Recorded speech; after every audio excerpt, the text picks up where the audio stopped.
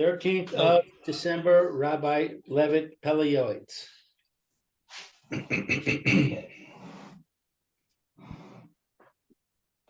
We're on Livelihood, Parnassa? Yeah. We're looking up, we're just looking up this Mishnah in Avos, base.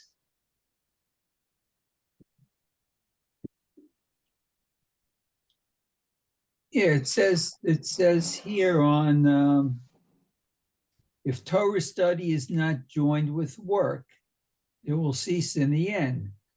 If one is unable to obtain basic necessities, he'll become preoccupied with the search for food, and few people can withstand the pressure of lacking the necessities. This may engage in dishonest practices like theft. Okay. So that's the further what it says in the Mishnah. Right. And then it says something else. So what it says after that is it's making another point. Kol tar she'eni mo malacha sofa b'tela. Right. What's the pshat sofa b'tela? So one is like you said, because he won't be able to support himself and maintain himself in his in that lifestyle without working.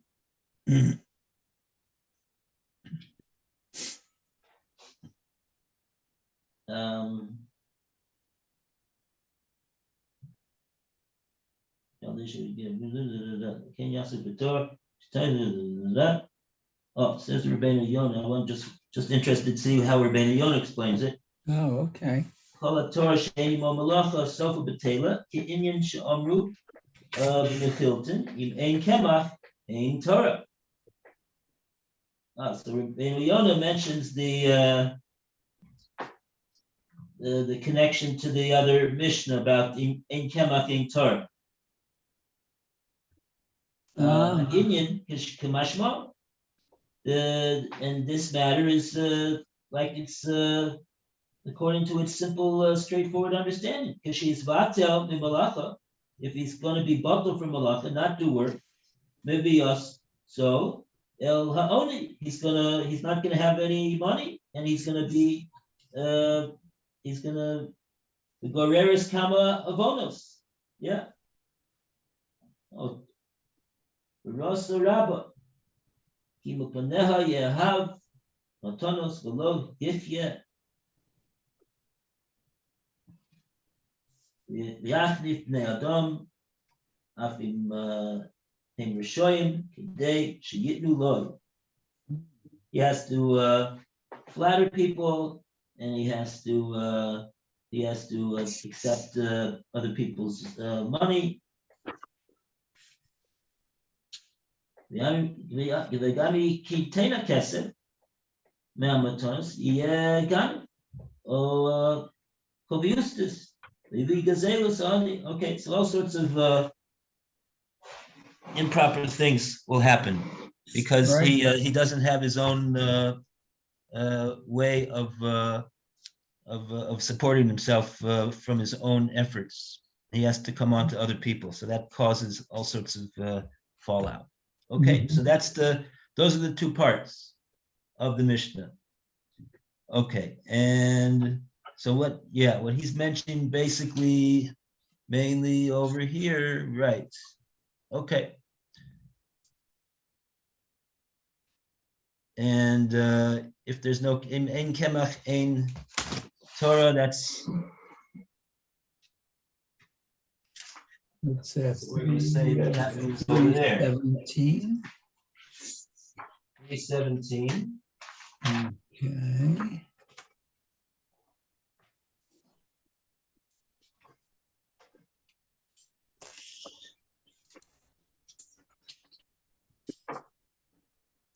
No, that's not that. Doesn't seem to be there, does it? No, I don't see it there.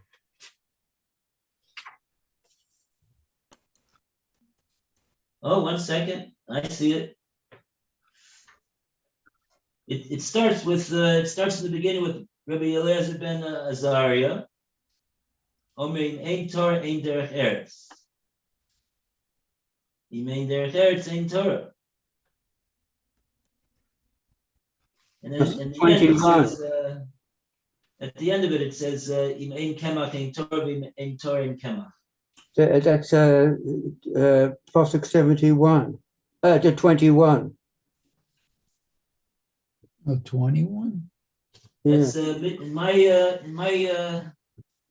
text. It's Mishnah Yud Zayin.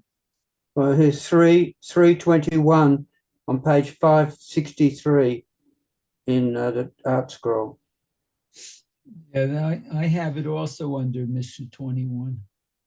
21. Yeah, it says, yeah, Rabbi Elazar ben Azari Omer, im ein Torah, ein derech eretz, im ein derech eretz, ein Torah.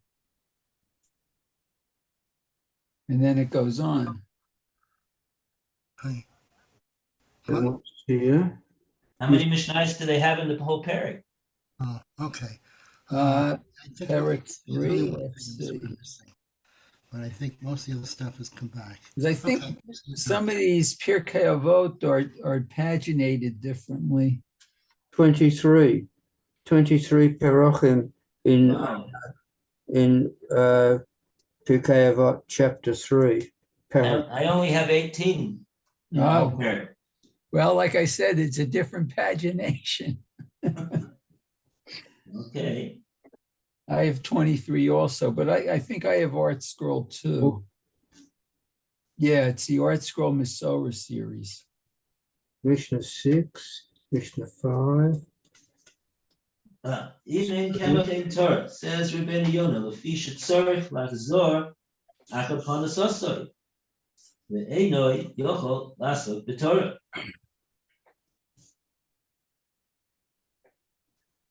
So if there's no kemach, if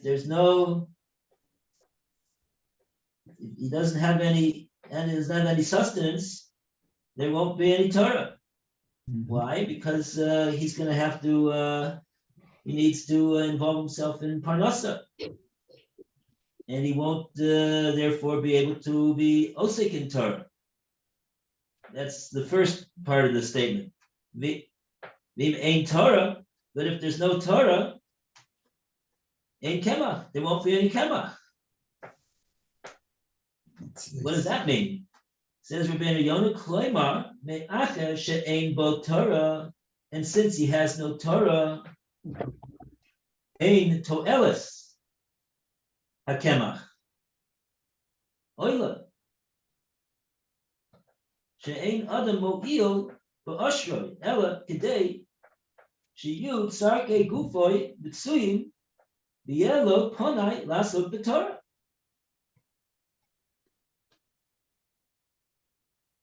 So it's a bit of a quandary over here.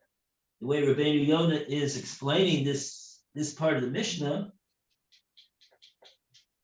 there doesn't seem to be an eitzah. If a person doesn't have kemach, so he'll have to be osek in his parnasa, and then there won't be any Torah. He won't be able to be osek in Torah. And on the other hand, since he's not being osek in Torah, he says, "What's the ein kemach? What's the what? It doesn't, not that there won't be any support, but what's the point of the support? The whole point of having support is that he'll now be able to be taken care of, and he won't be able, and he'll be free to engage in Torah mitzvahs. He'll have time to be osik in Torah mitzvahs. It's the very end. So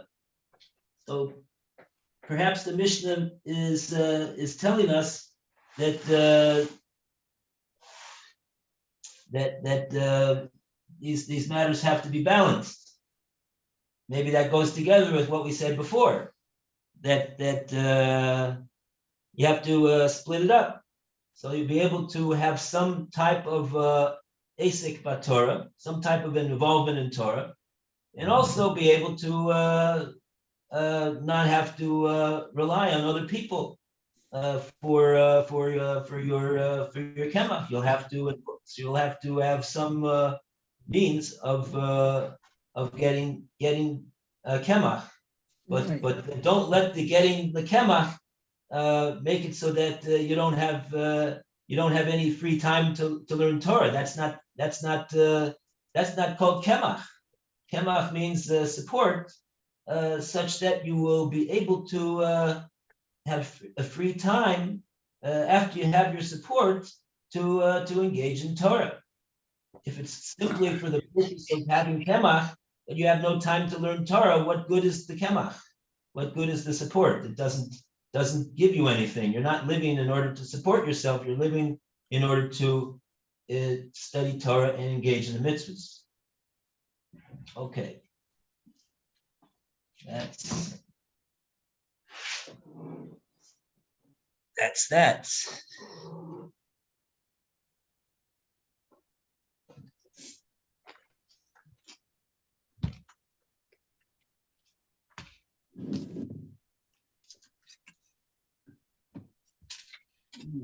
Okay, good.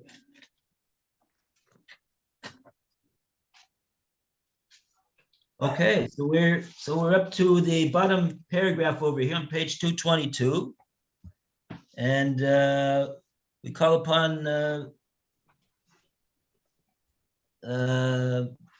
Lou to start the reading for us, please. Even a person who is in financial distress and has a tremendous load must not miss praying Shachris, Mincha, and Mariv with the congregation and a fixed time for Torah study. Whether it be a little or a lot, it should be a principle that is never violated. How good is the book Chach Yisrael, Chok Yisrael, which contains a befitting and comprehensive order. If a person abides by this, then Hashem will command his blessing upon him. Moreover, on Shabbos, festivals, the intermediate days of the festivals, and at all times when a person is inactive, he should not be idle. He must engage in Torah study. His business conduct should be done with integrity. He should be careful and vigilant from the slightest possibility of any prohibition, and all of his actions should be for the sake of heaven. This is what he should say out loud every day. Behold, I am going to engage in business. My trust is in Hashem. My trust in Hashem is that he will give me the strength to earn my livelihood with honor for myself and my family, to do charity and acts of kindness, and to enable me to properly fulfill all the mitzvos of my Creator. Help us, O Hashem, of our salvation, for the sake of the honor of your name. Do not turn unto our wickedness. Treat us with charity and kindness for the sake of your great name. No day. We say this anyway, don't we? In our various tefillos in Chakras.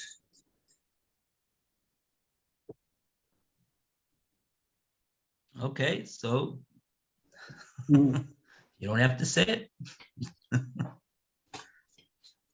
Yoetz recommends to say it. Mhm.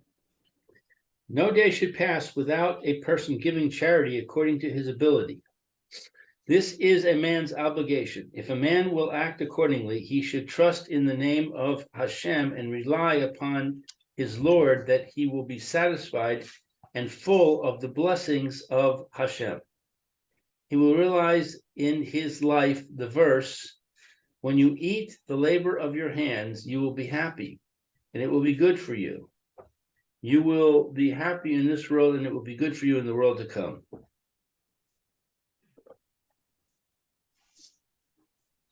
Yeah, I'm not sure where it is that we say this, what he's saying over here, actually.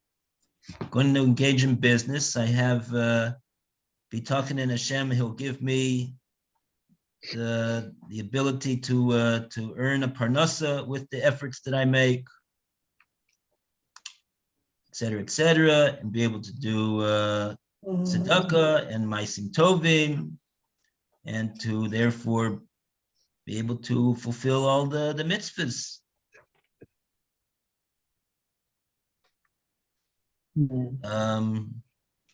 I don't know where do we say that in the, where do we say that other than here?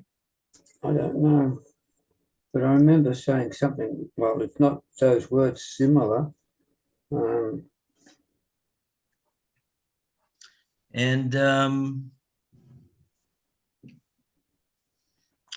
also it has to be pointed out that there's things that we say more than once a day. We say all sorts of things. We daven 3 times a day. It's the same exact words. Yeah. We don't say, "Oh, I already did that in the morning." Yeah, true. So,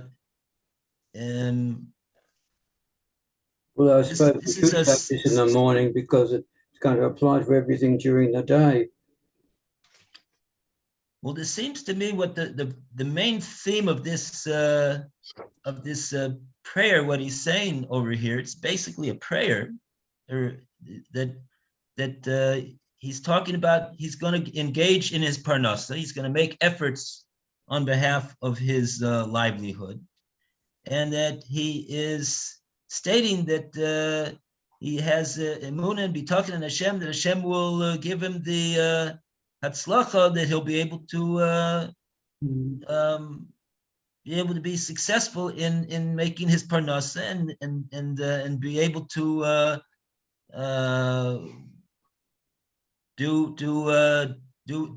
be able to have the wherewithal to do mitzvahs, and which many of them cost money and time, and he has to have the ability to do that. And then he also he asks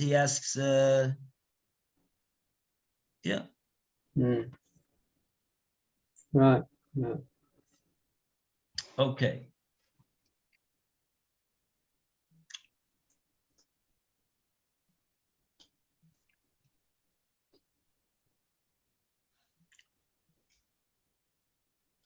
Right, there's this pasuk in Tehillim: when you eat the labor of your hands, you will be happy, and it will be good for you. What does it mean? You'll be happy, it'll be good for you. You'll be happy in Olam Hazeh, because you won't need to ask other people to assist you and help you with your parnasa, and it will be good for you in the world to come.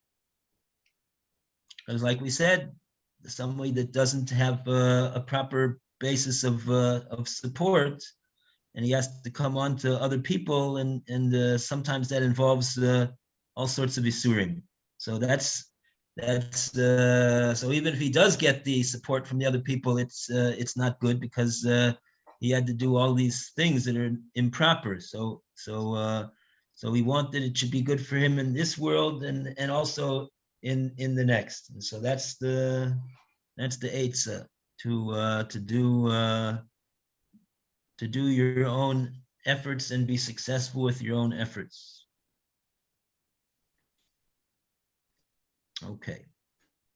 Okay, a round of applause for 222. Very nice. 223, and we go to we go to Roy to continue. If Hashem has bestowed upon a person, if Hashem has bestowed upon a person financial success, then he should diminish his involvement in his business, delegate his work to others, and engage in Torah study. Regarding this, our sages in Eruvim said, if you have the means, be good to yourself. A person should not be miserly and a lover of money. Rather, he should rejoice in his portion. He and his family should enjoy the profits of his work. He should dwell securely and live a life of pleasantness. He should send delicacies to his father and mother, and he should prepare delights for his soul in accord with the blessing that Hashem has given him. And this is his portion from all of his labors. However, a person who toils to achieve wealth through stealing, extortion, corruption, lying, unfair competitive practices, and all other sorts of prohibitions which occur in business, and a person who is not vigilant will surely violate them. A mission of praying with the congregation, especially the mincha prayer, which some people completely neglect, and the neglect of Torah study, for they do not even affix appointed times for Torah study. Behold, this person has spoiled his actions, ruined his livelihood, and he will not see any sign of blessing in all of his toils. Even if he is momentarily doing well and experiences the success of the way of the wicked, the verse in Yirmiyahu has already declared, one who makes his wealth unjustly will be bereft of it in the middle of his days, and in his end he will be a disgrace.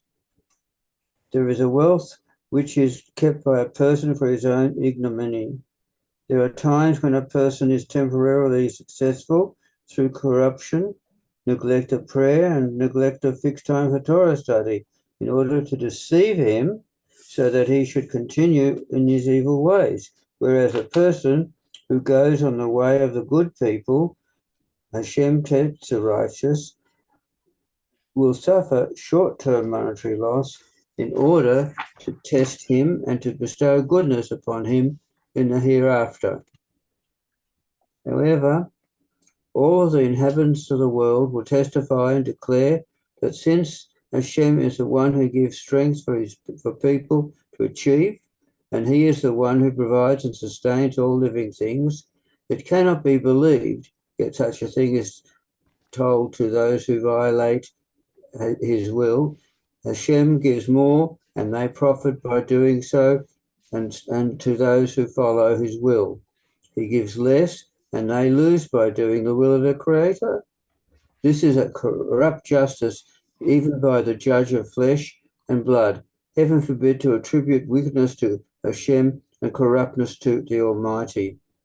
Rather, the total truth is, as we've already explained, the entire nation knows all of this and believes in it. However, they are controlled by their evil inclination. Even after their knowing and hearing all of these things, there are still some people who do not abandon their evil habits and violate their own understanding and the will of their Maker, even though they know with certainty that it will not succeed and that they are destined to be prosecuted for it. And they also know that there is a good reward for the righteous in this world and in the world to come, and a bitter and harsh punishment for the wicked. Even so, they do not galvanize themselves to fight against their evil inclination to go in the way of the righteous and to do that which is good and upright. Okay now? I think so. Thanks. Wow. No, maybe a minute. They lack bitachon. So they lack bitachon. Bitachon, yeah. They only think that what do they? They only what's in front of them from their own hands. They don't see that their hands were given to them by Hashem. That's to start off with. That's all.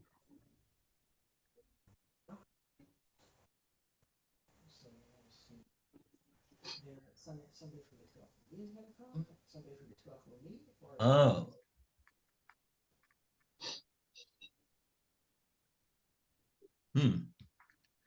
That's what he says. He says all the inhabitants of the world will testify and declare that since Hashem is the one who gives strength for people to achieve, and he is the one who provides and sustains all living things, it cannot be believed.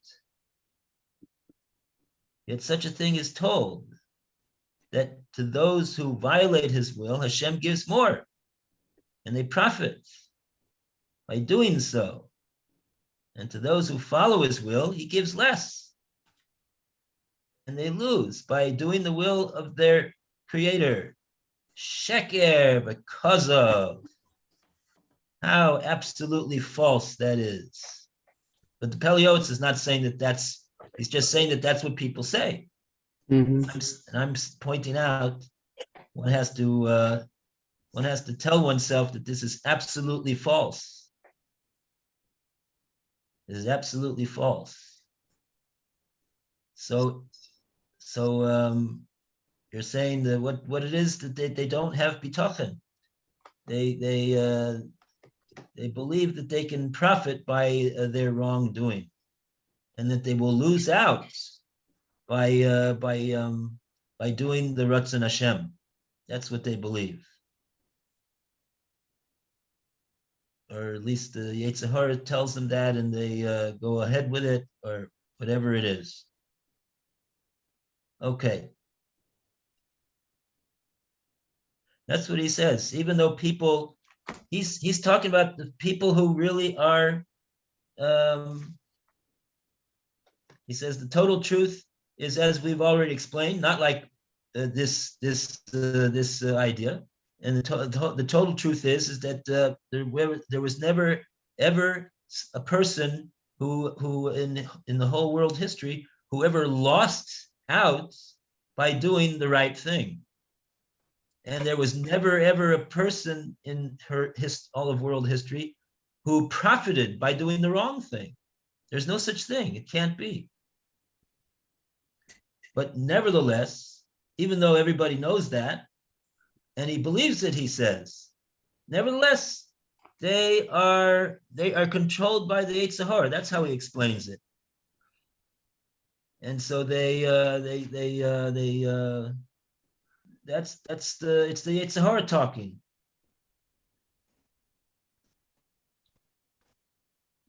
And so therefore they don't okay. Even after they're knowing and hearing all of these things, there are still some people who do not abandon their evil habits, and they violate their own understanding and the will of their creator, even though they know with certainty that it will not succeed, and they are destined to be prosecuted for it. It's amazing thing that he's describing over here. One would think that those people that do that is because they just are not believers. So there They are don't no believe in evil Hashem. people who are very wealthy? What? There are no evil people who are very wealthy? There are. But they're not wealthy because they're evil. They didn't earn all of their money because they did acts of wickedness. Well, why does Hashem give them all this money if they're evil? That Hashem pays the person for the mitzvahs that he does.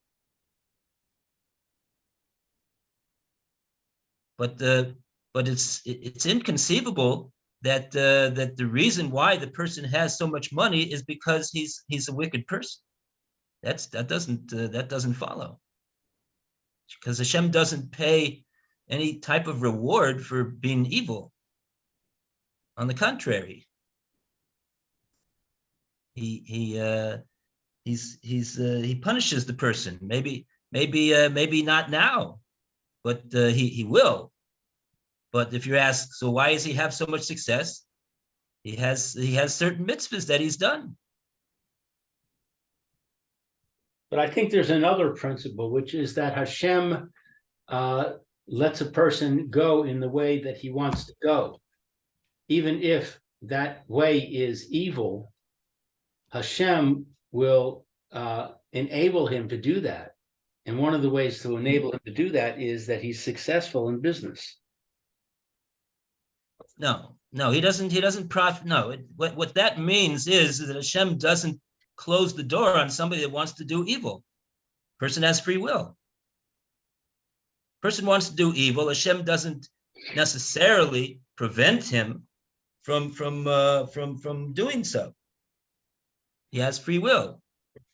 He can go in the way that he wants to go. The person Hashem doesn't assist him to do evil. A person has a decision to make in his business, whether he's going to be dishonest or not. He can see that if he's dishonest, he's going to make money. That's the way he sees it. He decides he to doesn't be dishonest, and he makes the money. Because if he didn't make the money, he'd lose his free will. One second. How does he know? Explain to me this. How does he know that the reason that he made the profit is because he did an Aveira? Does he know that? That's what he says. I know that's what he says, but he doesn't know that. And the truth of the matter is, it's totally false. There's no such thing. There's no such thing as a person profiting from doing an Aveira. How do you know such thing? What? How do you know that? Person says, I lied in order to that's what the Pele Yoetz says. That's what the Pele Yoetz says. That is a principle of Emunah. That's a principle of Emunah. Hashem doesn't pay schar for people that do Aveiros. No such thing. No such thing.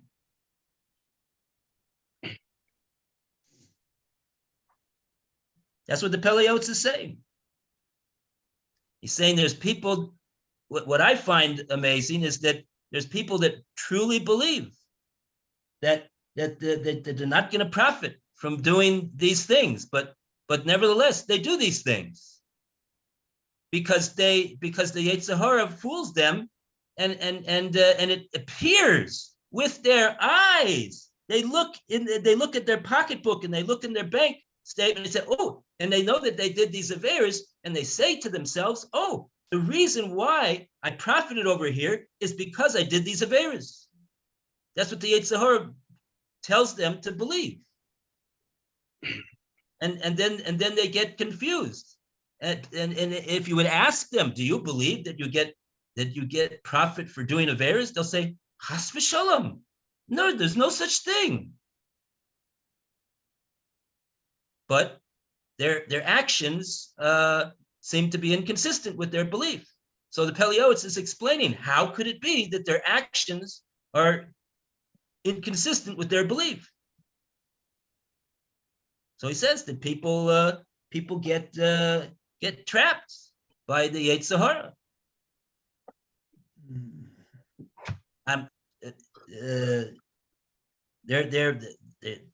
It would seem that there are people that do actually believe this falsity, that they can profit by doing Aveiros. They actually do believe that, and they don't believe that they're going to that they can't lose out by doing the right thing. They don't believe it.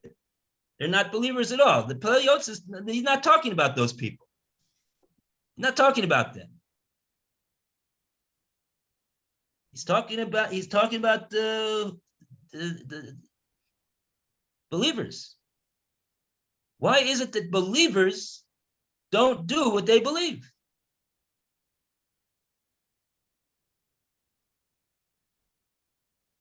And that's his explanation.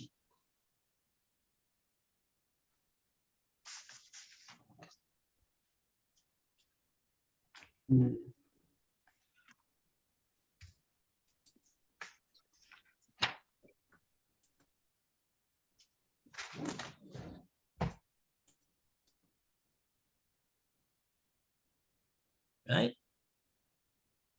There's still some people who do not abandon their evil habits and violate their own understanding and the will of their maker. even though they know with certainty that it will not succeed. And they're destined to be prosecuted for it. And they know there'll be a good reward for the righteous and punishment for the wicked, but still. So why do they continue to do what they do? That's the nature. That's because people don't always do what it is that what they believe in. They don't. He says they don't galvanize themselves to fight against their evil inclination. So that's what it's all about. It's not simply enough to know what the truth is. True, there's some people that don't even know that. They believe in things that are totally false. That's true. That's true that there are people that but he's not talking about those people. He's talking about people that are believers. But nevertheless, their actions contradict their belief. And how could that be? Because they don't, because even after the knowledge is not enough. There has to be they have to galvanize themselves to fight against the Yetzer Hara that tells them that, you could really profit by doing Averas. And if you want to profit, that's what you should do. And if you want to lose out, so then go right ahead and do the don't do the Avera. So then you're not going to profit.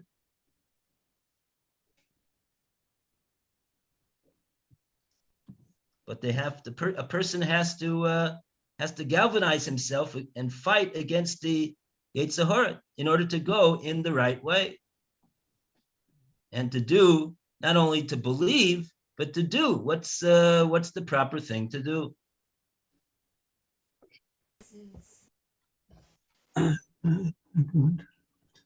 11:32 a.m. Okay. A very good day to Mayor. Bracha v'atzlacha. Everyone should have a good day too. First flame, and hope All everything right. goes See good. you, Maria. Be well. Okay.